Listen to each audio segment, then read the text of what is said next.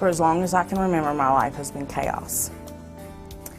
When I was little, my parents allowed a family member to move in with us, and at the age of 6, he began molesting me and my sister.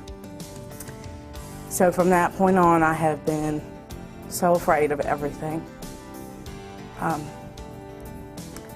I've spent my life just confused and ashamed. And you know, as a kid, you start out that way, and kids don't know how to deal with stuff like that.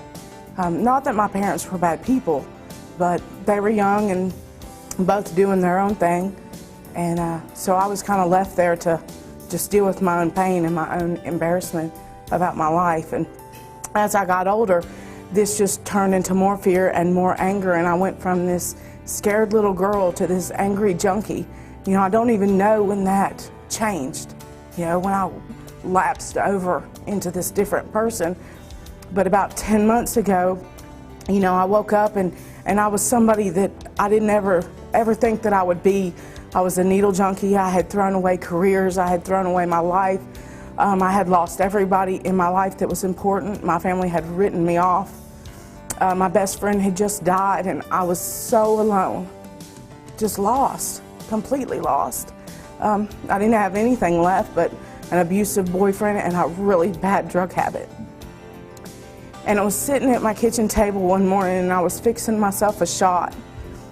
And I grabbed the local newspaper to set under my spoon, and there was an article for a crisis center in Gainesboro, New Horizons. You know, and God, He had something else planned for my life, because I didn't think there was anything left. I was hopeless. I was done.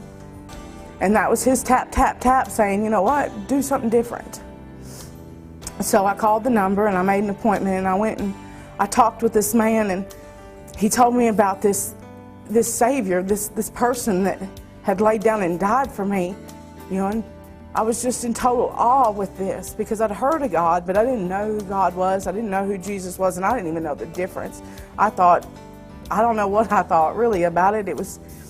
To me, it was just a bunch of stories in this book that they wanted you to read so that you would act right. And I thought, you know, when I get older, I'll act right. I'll read the Bible and I'll go to church. And he began to tell me about this person that loved me. And I can safely say that's not something I can ever remember feeling growing up, is somebody that actually loved me and cared about me. And, you know, that day I got saved. And, of course, then I took off. I went running again. Nothing ever good seemed to last. I never stuck around for anything good to last. And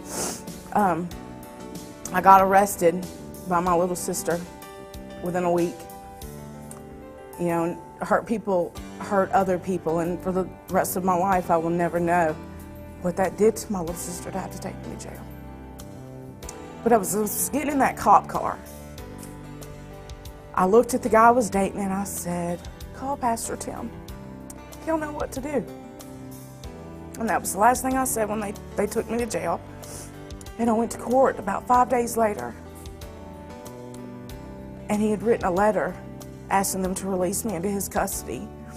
And why, I don't know why they did, because I was always running anytime anything happened. I mean, I couldn't believe that they just said, okay, you can go. And so I did, and I was at the crisis center for 3 weeks. And from that point in my life, man, it's just been amazing. God has He's revealed Himself to me time and time again.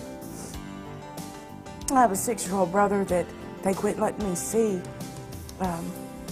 about 8 months before I got to the crisis center.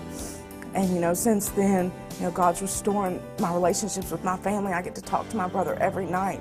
You know, Pastor Tim prayed about it, and he decided to send me to Appalachian Teen Challenge. And, you know, things have just gotten even better and better and better. And, you know, I have a life now. I thought that it was over. I thought I was just going to be a junkie for the rest of my life, that this was all I was worth. I was going to be with this man that beat me up all the time, and I was just going to be high and or sick, you know, whatever the latter was. And I just thought that's all my life had to offer anymore. And God says something totally different. You know, I wake up every morning now, and I don't have to stick a needle in my arm or stick a pill up my nose.